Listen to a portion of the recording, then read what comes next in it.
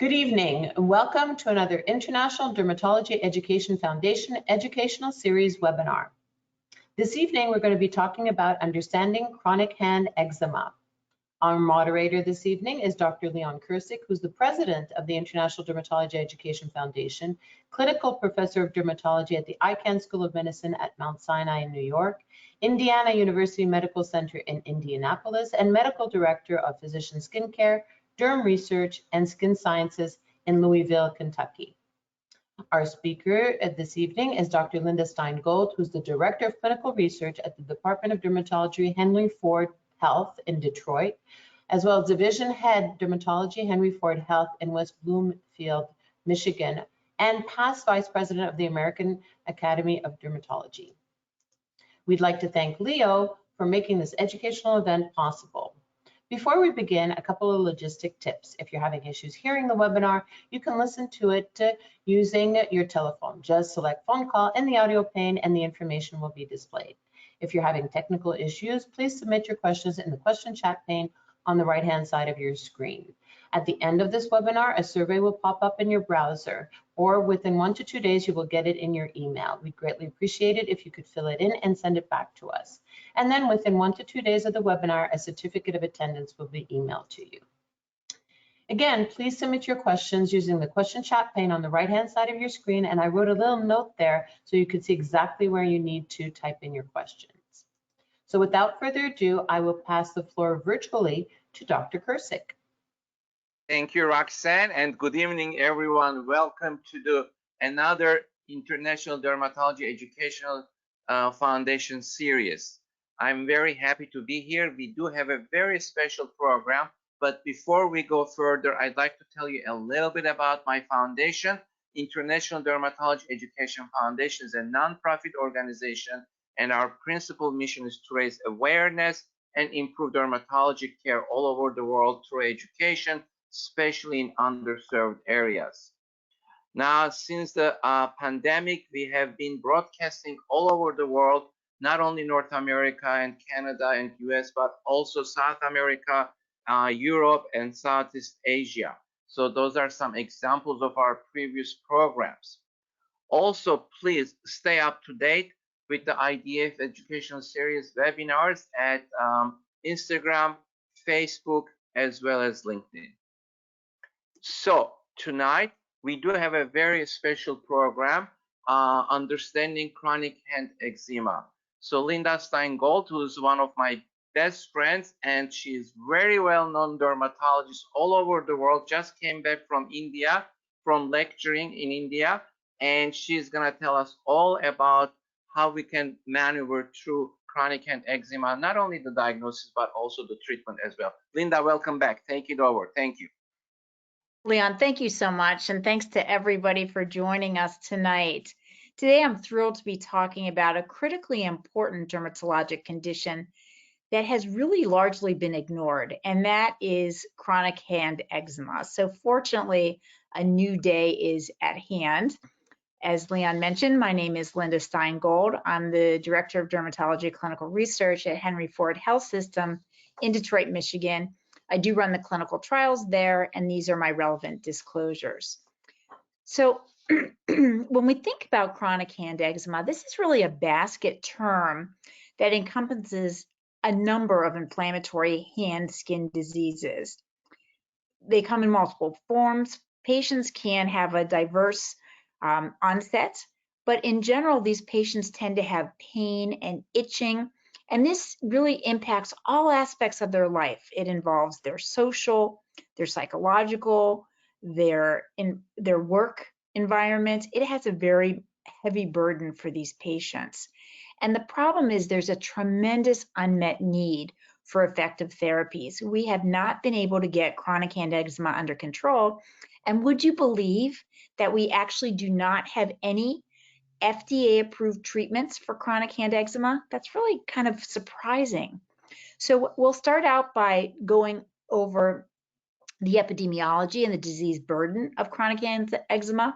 We'll talk about how to diagnose this, look at the pathogenesis, and then talk about how do we get this disease under control.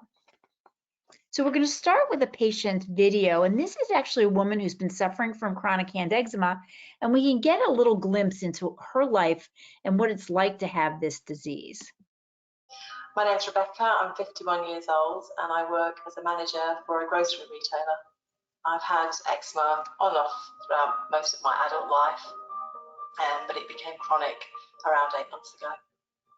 So I think when I look at my hands now, depending on what stage they're in, whether I'm having a flare or not, you know, I feel a little bit differently about them. But the majority of the time, I'd say I feel quite hopeless, or I feel quite despair is probably a word that would spring to mind, because it feels like it's never going to go away. When it does flare and it's very painful. Socially for me, it's quite different now in terms of the things that I enjoy doing relative to previously. So if I'm going out for dinner or for drinks or anything with my friends or family, I normally will be wearing gloves because my skin is so dry and scaly a lot of the time. And as you know, when we're in a restaurant and people are eating food, I'm subconscious about that. I'm conscious that I look at the table and I'll see my skin on the table, or I will see the skin on myself. I work for a food retailer, and you know, the hands the way they are, I think from a health and safety point of view, for example, I would not been able to work on counters or anywhere where my hands were exposed because of the skin shedding, because that skin could end up in somebody else's food, so I would have had to be signed off sick. I guess I don't want to have to think about my hands anymore. And now that I can't use my hands in the way that everybody else can, in the way that I could before, you know, I think my dream is that I'm just back to that. I am, you know, 50 years old, 51 years old, and I have to believe that I am not going to be like this for the rest of my life.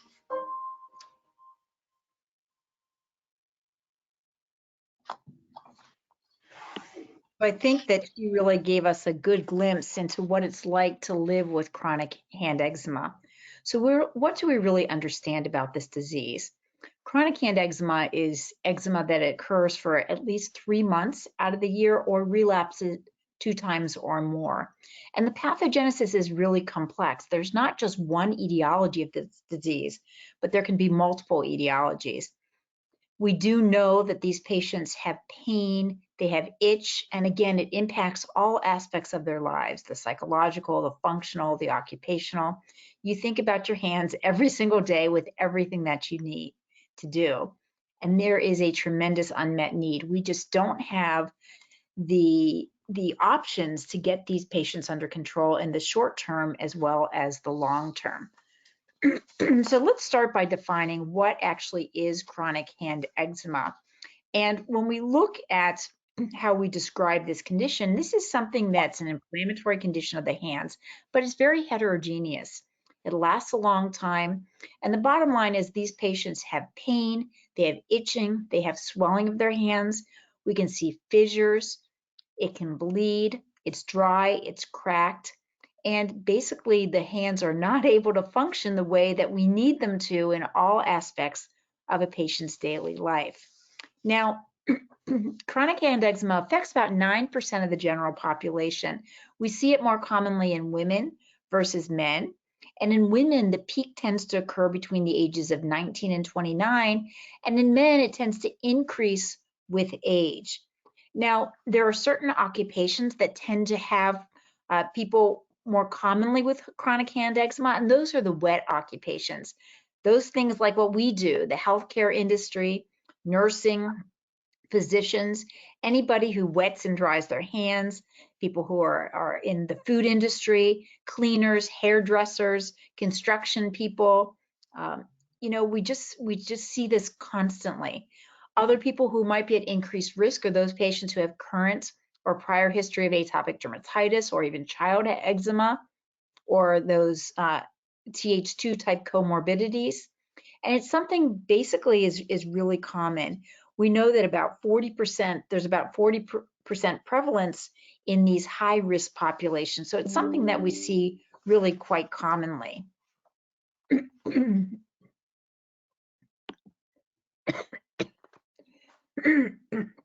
Now, the pathogenesis of chronic hand eczema, sorry, is multifactorial, but there are certain features that are common.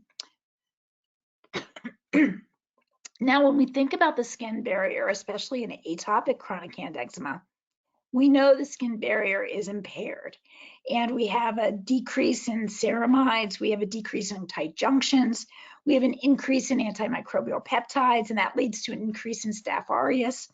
So we have an increase in transepidermal water loss and an increase in those allergens and irritants that can penetrate into the skin. They further disrupt the skin barrier, and they can also cause an immune dysregulation. Now, what's interesting about the immune dysregulation is there's not just one or two cytokines that are involved. We can see different types of immunologic pictures. We can see a Th2 type signal, we can see a Th1, Th17, Th22. So there's different types of inflammatory signals depending on the etiology of the chronic hand eczema. But what we do know is all these pro-inflammatory cytokines, no matter which etiology, tend to exert their inflammatory message utilizing the JAK-STAT pathway. That inflammation causes the signs and symptoms that we see in chronic hand eczema.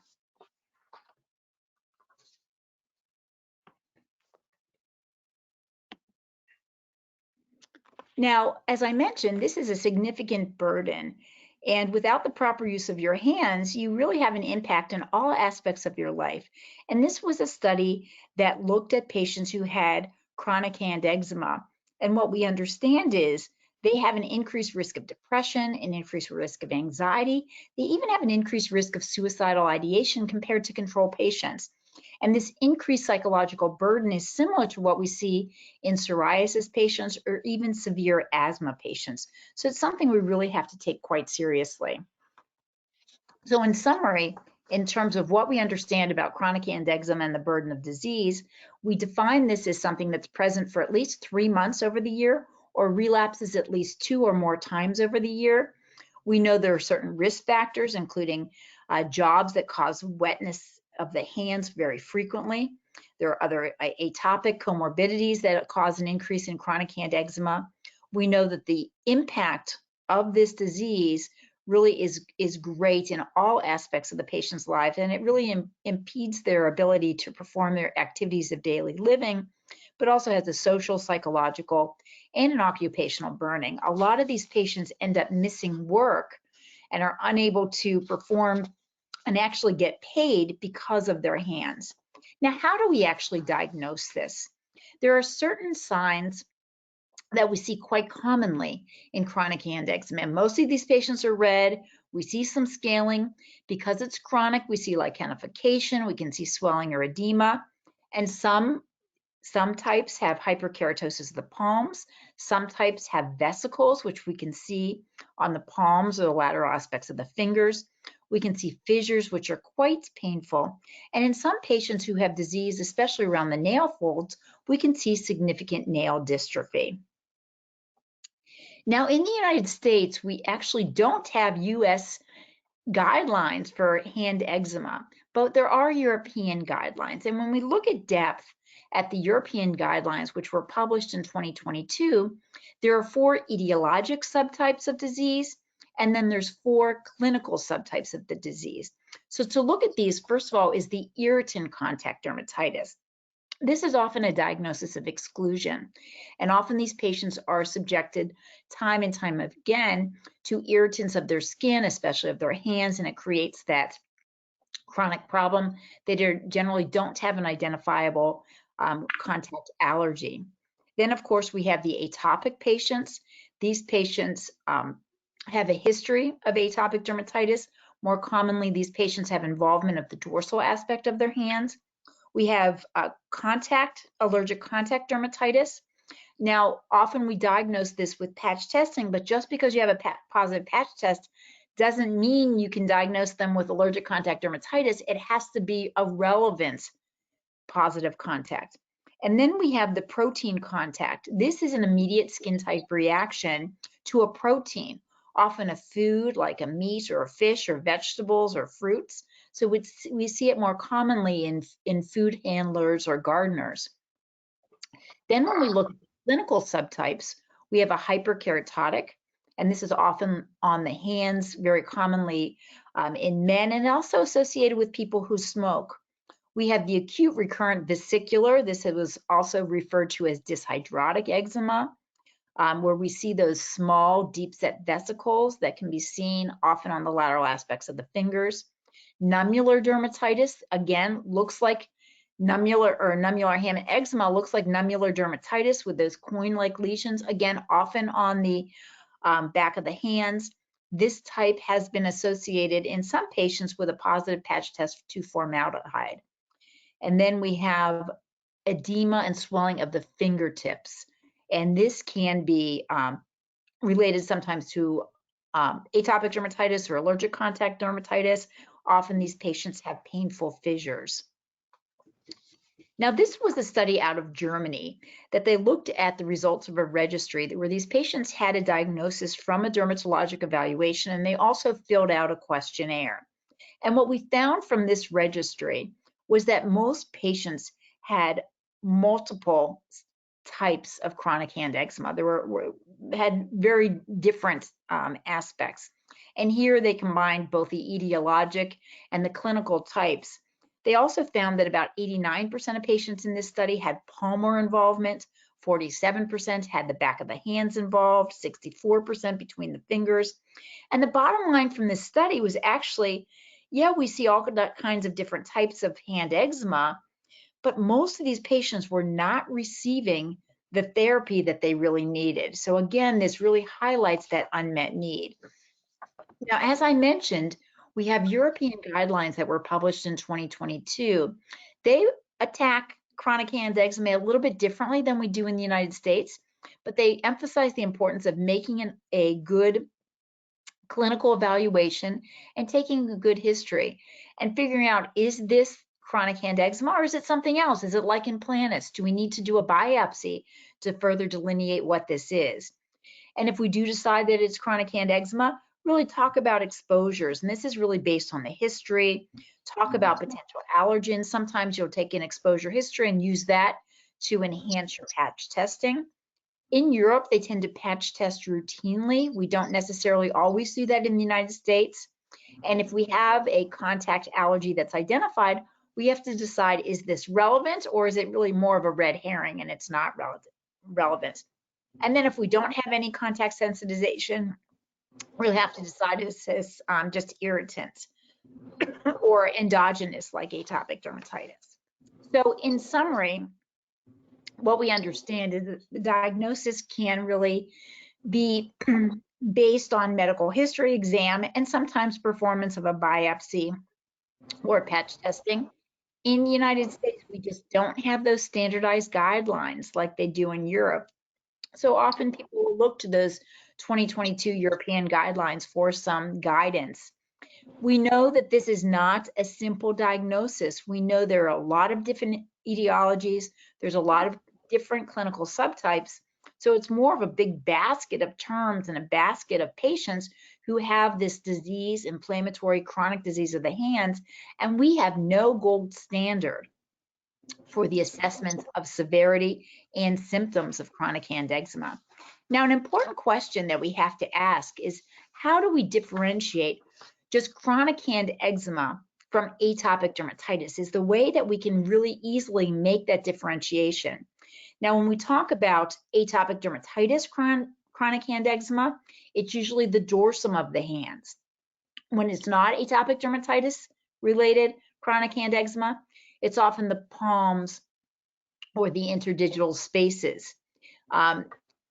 Atopic derm hand eczema doesn't necessarily have those little blisters that we see with the vesicular lesions. That's generally non-atopic derm.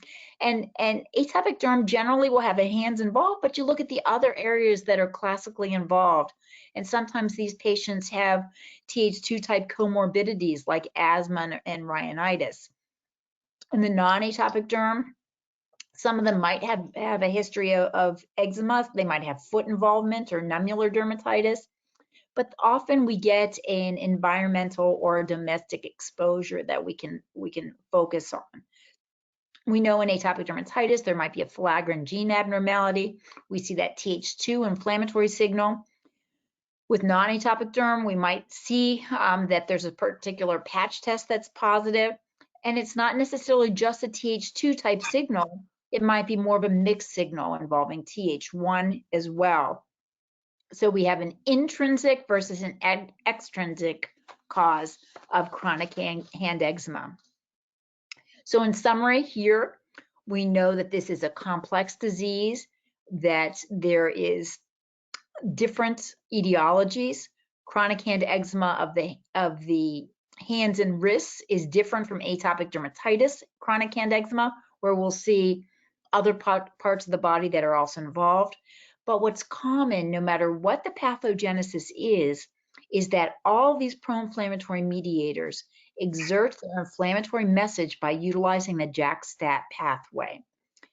We know that the immune signal might be different depending on the etiology of the disease. And so ideally, we would have a therapeutic agent that is a little more broad spectrum that can target not just the Th2 type signaling, but other signaling as well. So let's talk a little bit about the management of chronic hand eczema. And as I mentioned, there is a significant unmet need. Would you believe that there's no topical treatment that has been specifically developed for chronic hand eczema that we can rely upon for both short-term and long-term disease control? And in the United States, no FDA-approved therapy for chronic hand eczema. And when we look at the treatments that our patients have been utilizing, a lot of them use potent topical corticosteroids, and a lot of our patients aren't satisfied with the results because we can see side effects, including atrophy. They tend to sting and burn occasionally when we use topical steroids on the hands. Basically, what we need is an approach that will get these hands under control and safely keep them under control, potentially for the long term.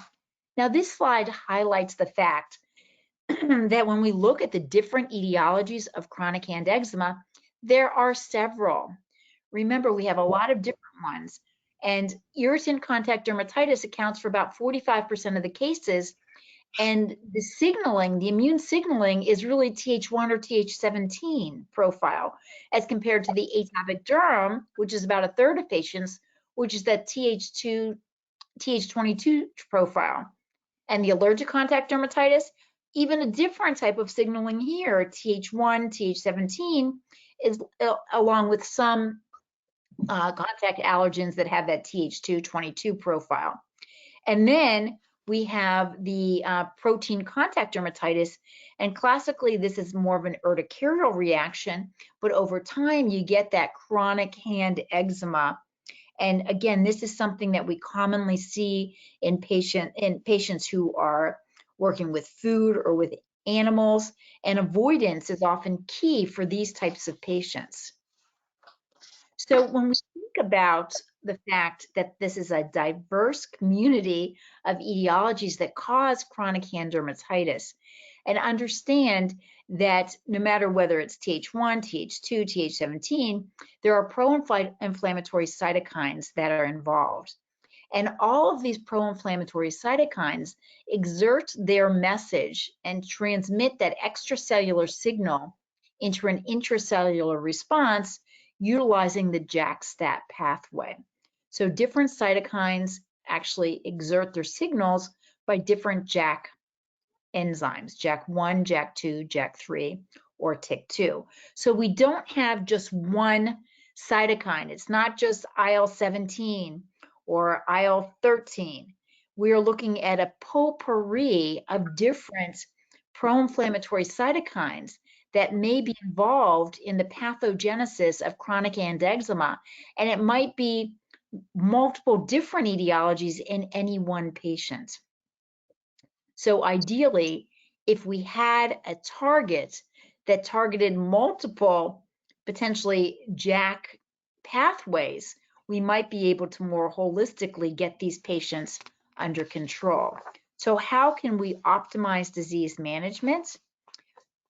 First of all, again, no FDA approved treatment at this point.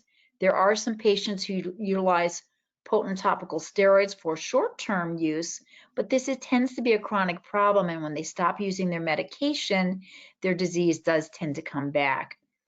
Topical corticosteroids might not be as effective when somebody has an irritant contact dermatitis, and topical corticosteroids in the long term can cause skin atrophy, especially on the dorsal aspect of the hands.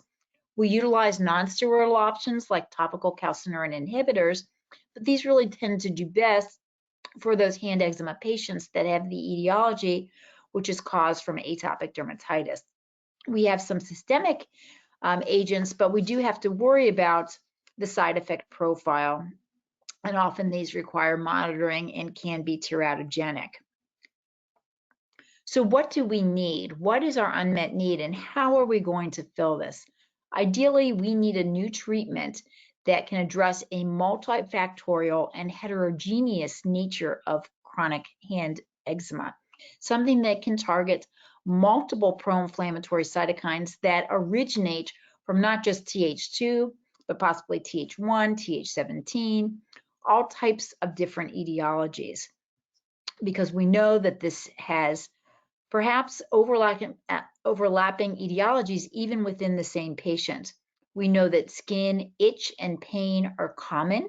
We know that it's really important to get these patients under control, but as we heard in the video from this woman, this impacts every aspect of her life. We see absenteeism and even presenteeism in those patients who cannot appropriately utilize their hands. And they're humiliated. Imagine going to shake somebody's hand when your hand looks like it's splitting, it's bleeding, it's scaly. People aren't going to want to touch you, and it's really humiliating for the person involved. Again, there are no topical treatments that are specifically approved for moderate to severe chronic hand eczema. What we need is we need to be able to get the patient under control and keep them under control and simplify the treatment regimen.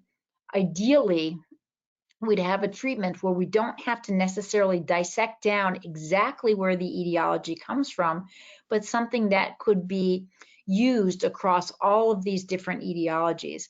And when we come down to it, we understand the one common theme to these different heterogeneous etiologies of chronic hand eczema is that they all exert their inflammatory message through the JAK-STAT pathway. So something that could act more broadly on the JAK-STAT pathway may be something that we could use in a non-steroidal way to get patients under control and potentially keep them under control. Just to go quickly through a few cases of what would these patients typically look like. And these are patients who typically come into my office. I work in a large healthcare setting, so a lot of my patients are healthcare workers. This is a 28-year-old nurse, and she's had chronic hand eczema for the past 5 years, especially when she started really working in nursing. Her hands hurt, they're painful, she's embarrassed. She's tried topical steroids, but it's not working well enough. And if you think about it, this is somebody who's using hand sanitizers, washing their hands many, many times a day. There are times that she's had to stay home because she wasn't able to do her job. So basically what we would want to do is take a good history, do good evaluation, and see what else is involved. Is it just her hands? We see fissuring. We see the inside of the fingers are involved, and then talk about a treatment approach that would really be something that would get this patient under control. This is another patient, very typical, another young woman. She has more vesicular hand eczema. She gets those deep set vesicles. She's also noticed them occasionally on her feet. She's a court stenographer, but she also gardens, she smokes. And she has these flare-ups that come, sometimes she says absolutely out of nowhere, very, very itchy. She's an active person. She likes to play sports. She tends to go out with friends, but she finds that she can't even hold her pickleball racket because her hands get so painful from the lesions. She stopped playing. She's feeling more embarrassed and not really wanting to go out with friends. And it's hard because she doesn't have a patch test center just around the corner. You know, it's 250 miles away. So she's also somebody that needs somebody that can evaluate her potentially without having to do patch testing and potentially find a treatment for her that would work for her multiple different etiologies of hand dermatitis. And then finally, we have a man. This is a 45-year-old office worker. He does have atopic dermatitis. He has it on his body, and he also has his hands, mainly over the dorsal aspects. They get red. They get so painful. Sometimes he has to stay home. He's constantly using ultra-potent topical steroids, but has started to notice even some atrophy over the dorsal aspects of the hands. He's not able to play guitar anymore. He's barely able to use his fingers. The idea of pushing a string down with his fingertips is just like causes horror through his body, thinking about the pain now associated with it. So he's really having to give up on his hobbies and has a hard time at work.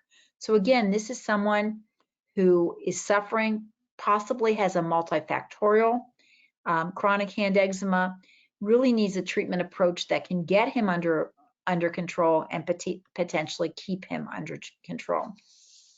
So we've talked about the need.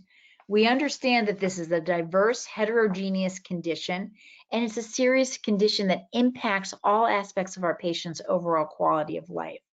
We need to look for this. We need to do a good physical exam. We need to understand that this is a chronic inflammatory skin disease that has a heterogeneous nature. We know that sometimes we might need to patch test, but we need to have some way of getting these patients under control no matter what their etiology is. Early treatment and aggressive treatment can actually get the patient under control and minimize the impact and the burden on their overall quality of life. So we have to have a short-term game plan and a long-term control, and really educate the patients on how it's best that, you know, it's a teamwork. They have to comply as well. And it's always a good idea, especially those patients who have chronic eczema, to get them set up with the National Eczema Association.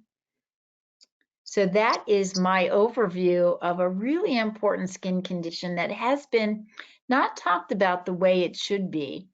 And I think we have some really exciting things on the horizon that will finally help us in a healthy, safe way to get these patients under control. Thank you, Linda. That was very eye-opening. I learned a lot. So I do have a burning question that a lot of people are asking also. How do you patch test the patient to the pickleball paddles? I haven't seen a pickleball paddle, but my son plays pickleball. You know, it's funny. I'll tell you a funny story. I had a patient that I patch tested, and her patch test came back that it was a rubber associated allergen, and I gave her all the information, and she basically looked at me and says, "This is completely irrelevant. This was such a waste of time. I'm not even sure why I'm here." And she went home. Must have been an hour later, she called me. She said, "You know, I'm so sorry, because as soon as I get home, I went to get on my exercise equipment and it had a rubber grip." And she said, "This is where I'm constantly." That's so funny. So, you know, we do patch tests, you know, and I don't know about you, Leon, how often you do it. I don't think we do it the same way the Europeans do. Right, I do also. But I also, and I wanted to ask you that, I also refer to a lot of patients to the allergists because, you know, I don't do the pre-test. Do you guys do that as well? Since you're in Henry Ford, you've got all those allergists, I'm sure, different department. You know, for chronic hand eczema, not as much. Often I'll do patch testing. If somebody has, you know, if we take a history and they have a relevant contact allergen, we'll try to patch test to that as well. But a lot of times I don't patch test. You know, if somebody comes in, I might try to just go ahead and institute therapy first. And it's those patients that I can't seem to get under control. Then I'm going to say, you know what, we got to patch test and see if there's something relevant here. So here's the deal. Probably everybody thinks this is such an easy diagnosis. In my mind, probably it's one of the most difficult ones that I struggle. Sometimes I biopsy because I'm so lost, and it comes back as psoriasiform dermatitis, which drives me crazy. So how often, it's almost like useless to biopsy at this point, right? So how often do you biopsy, or do you biopsy at all? You know, Leon, that's really interesting because often, no, I don't. If I think it's kind of a typical chronic hand eczema and it falls into one of those four main etiologic baskets. So often I'll try treatment first, but you know, sometimes I'm fooled too. Is it like implantus, or is it something else that I really wasn't thinking about, or some kind of an odd vasculitic condition that I'm just not. So I'll try the common things first, but I have a low threshold for biopsying. You know, I've been doing this long enough that I know sometimes I'm wrong. Yeah. So if they don't respond the way I expect them to respond, I'm happy to go ahead and do a biopsy. So one of the categories I would say is the AD hand dermatitis, right? Atopic derm. We do have now a bunch of biologics. Do we have any data, or has anybody studied just a biologic for just hand dermatitis for AD? We do have some data, for instance, with dupilumab looking at atopic hand dermatitis showing efficacy. We will have some additional studies looking at atopic hand eczema with other biologic drugs. The problem is, I think if somebody has obvious atopic dermatitis and they have hand involvement, that's a little bit easier because we know we can treat them like a regular atopic patient. But say, you know, we have the bulk of the patients who come in and it's just really bad hands. You know, then you're kind of stuck. Is this, you know, more of a like dyshydrotic picture? Is it more of an irritant picture? You know, ideally, the ideal drug would be something where I don't care whether it's atopic or irritant or whatever it is. I'm going to give you something, not a steroid. And I know no matter which pathway it is, it's going to come down to a common pathway. And we've done that with steroids. That's what steroids do.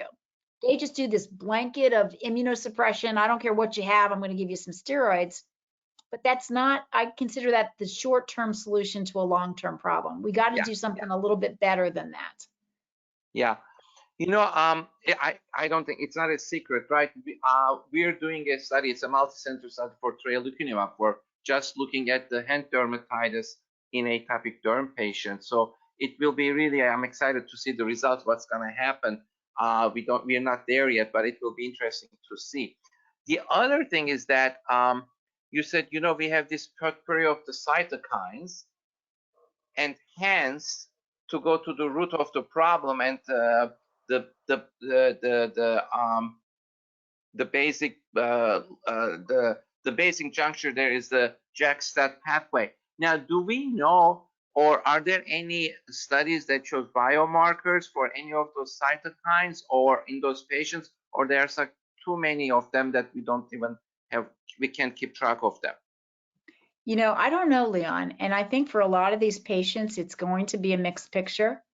You know, it's not so clean. Even if you have an atopic, it doesn't mean they don't have irritants and allergic on top of it. At the same time. At the same time. So I'm not sure that, you know, and that's the whole point of this is it's not that clean. You know, we've broken it down to IL-23, IL-17, like we have in psoriasis, or IL-13 with or without IL-4 in atopic dermatitis. You know, now we're at a point where, gosh, you know, it's not so simple. Do I have to do that? Do I have to do biomarkers? Do I have to do a biopsy? Do I have to do all this? Or is it possible to treat with something that's non-steroidal and hit that whole bunch of pro-inflammatory cytokines where, you know what, whichever etiology it is, I'm going to be able to help you get better with something that you can use for the long term.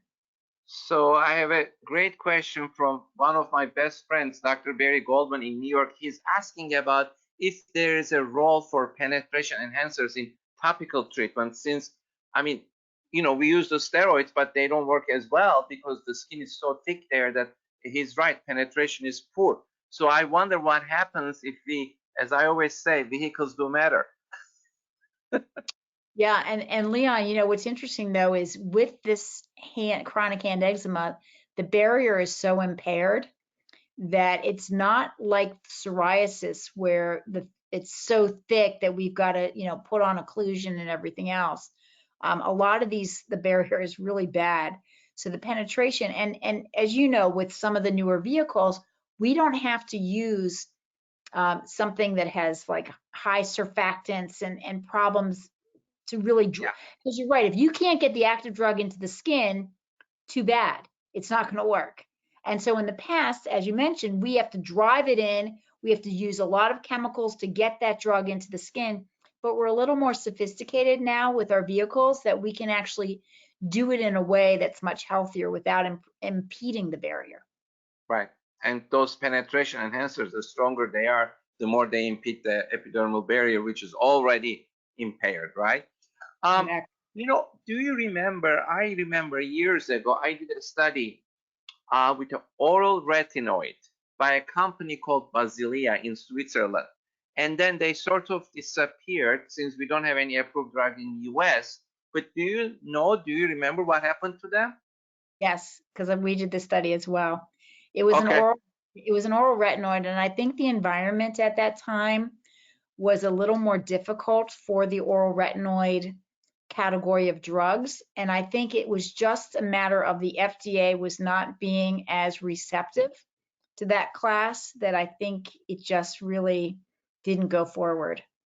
But I think it's approved in Canada, I believe. They're using it there. I remember doing a program there, but I don't know how it's working. The other thing is I always think, you know, disability in dermatology, and probably one of the most common reasons are hand dermatitis and hand psoriasis. You mentioned about absenteeism and presenteeism. Probably one of the most common reasons of disability, workman's comp, is hand dermatitis, no? Absolutely. You know, this is one of those things, you know, you get up in the morning and you want to, first of all, brush your teeth, then you have to get your hands wet and get ready in the morning. So that's going to hurt. Then you want to come down and open a jar, you know, of jelly, and you got to take your hand and put it around and squeeze and tighten and open, and your hand's already sore and bleeding. So everything that you do, and then you go to work, you know, you got to put on, imagine putting hand sanitizer on when you have fissures on your fingers. You know, these people can't work. They just can't work. Yeah. And then you put them home where they have a minute or two to heal. But once they go back in the environment, you know, if they don't protect adequately, if it's an irritant, and say it's an irritant on top of an allergic or a little bit of atopic, it's just a mess. Yeah. Well, I think we have one more question, which is, I'd like to answer all the questions if we have time, which is not related to hand dermatitis. It's an interesting question, and I'm not 100% sure about the answer, but let me ask you, do you have a treatment that can help renal failure patients with diffuse all over body itch? I don't think there is one. However, I know there are some studies going on, right, in renal failure patients for itch, as far as I know. I'm not doing the study, but I think there are some.